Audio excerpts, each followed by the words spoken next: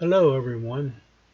Here we are on a Sunday morning, the 14th of July 2019.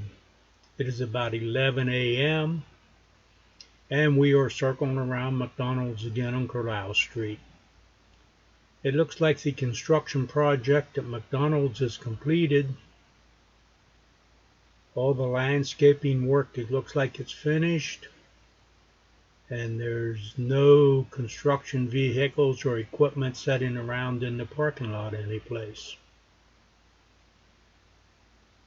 As for a weather check, you can see the flag is standing pretty well straight out. It's a nice breeze blowing. Not real windy, but just a nice breeze blowing.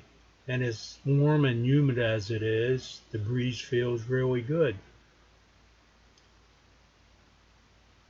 So we'll continue on around here.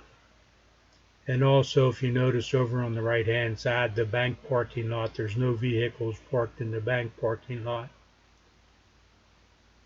So I guess everything's back to normal in that area also.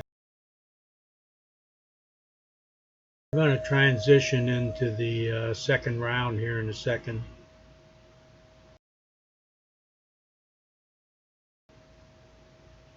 There we go. So this is the second time around.